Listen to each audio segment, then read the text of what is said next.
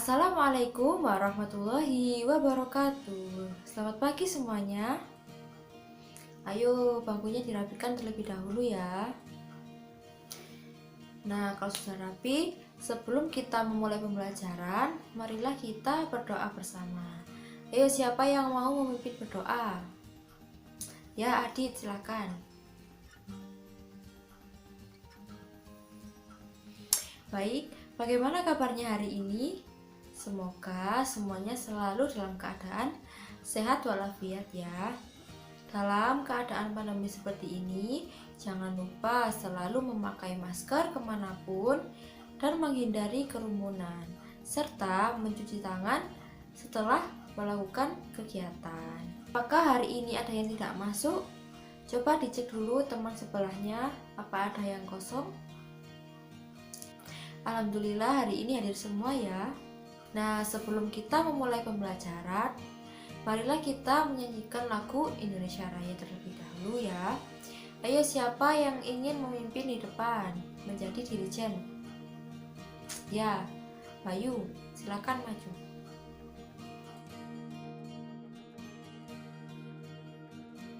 Nah, sebelum kita memulai pembelajaran, alangkah baiknya kita selalu membiasakan untuk menyanyikan lagu kebangsaan agar kita mempunyai sikap nasionalisme. Apa ada yang tahu apa itu sikap nasionalisme? Ya, yaitu cinta pada bangsa dan tanah air. Sudah siap belajar semua kan? Ya, ada yang tahu hari ini kita akan belajar apa? Ya, hari ini kita akan belajar di tema 7, subtema 1 tentang peristiwa kebangsaan masa penjajahan. Nah, jadi kita akan belajar tentang materi apa? Ilmu pengetahuan sosial. Kita akan mempelajari tentang penjelajahan samudra oleh bangsa Eropa. Nah, sebelum Ibu menjelaskan materi, silakan kalian buka modul pembelajaran yang sudah Ibu berikan. Nah, di situ ada teks bacaan tentang penjelajahan samudra oleh bangsa Eropa. Nah, silakan kalian baca senyap selama 15 menit. Nah, sudah selesai semua kan? Nah, dari teks tersebut, apakah ada yang tahu apa latar belakang yang menyebabkan penjelajahan samudra oleh bangsa Eropa? Ayo, siapa yang mau menjawab? Ibu jelaskan terlebih dahulu ya tentang penjelajahan samudra oleh bangsa Eropa. Penjelajahan samudra ini dilakukan untuk menemukan dunia baru. Selain itu, penjelajahan samudra oleh bangsa Eropa ini bertujuan untuk mencari keuntungan pada bidang politik maupun bidang ekonomi. Pada awal mulanya di tahun 1453, seseorang yang bernama Sultan Utsmani menyerang Konstantinopel, sehingga saat itu ibu kota berpindah dari Adrianopel ke Konstantinopel atau Istanbul yang artinya tahta Islam, sehingga perdagangan rempah-rempah pada saat itu dikuasai oleh pedagang Islam. Nah, hal itu membuat bangsa Eropa kesulitan dalam bidang perdagangan karena saat itu daerah tersebut tertutup untuk perdagangan dan tidak boleh dijadikan sebagai jalur dagang dari Asia. Sehingga bangsa Eropa mencari jalan baru atau daerah baru untuk mendapatkan barang-barang yang dibutuhkan seperti rempah-rempah. Jadi, penjelajahan samudra oleh bangsa Eropa ini disebabkan karena jatuhnya ibu kota Konstantinopel sebagai transit perdagangan Asia dan Eropa yang menjadi tempat yang sangat strategis. Bangsa Eropa mencari jalan untuk mendapatkan daerah baru yang dibutuhkan untuk mencari rempah-rempah tersebut. Nah, di Indonesia merupakan penghasil rempah-rempah terbesar saat itu, sehingga bangsa Eropa melakukan penjelajahan ke Indonesia. Nah, jadi hal tersebut yang menyebabkan penjelajahan samudra oleh bangsa Eropa. Selanjutnya, apakah ada yang tahu apa saja faktor yang menyebabkan atau yang mendorong terjadinya penjelajahan samudra oleh bangsa Eropa? Baik, kita simak dulu video pembelajaran berikut ini.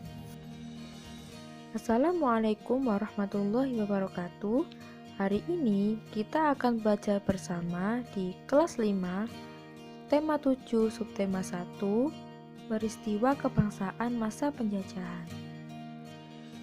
Kita akan membahas tentang penjelajahan samudra oleh bangsa Eropa.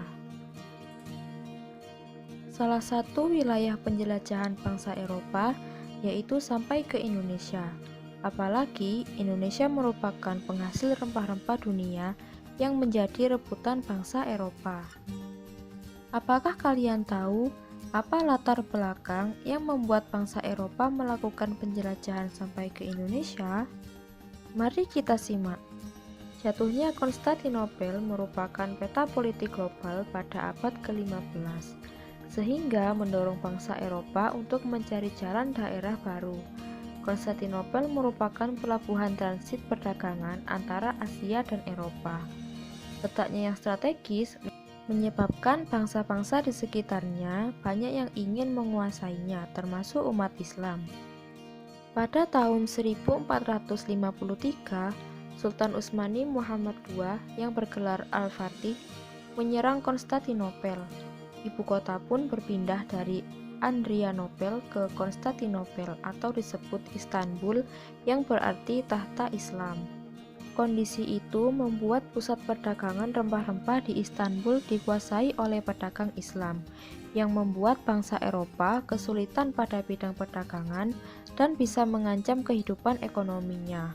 Oleh sebab itu, bangsa Eropa mencari daerah penghasil barang yang dibutuhkan seperti rempah-rempah.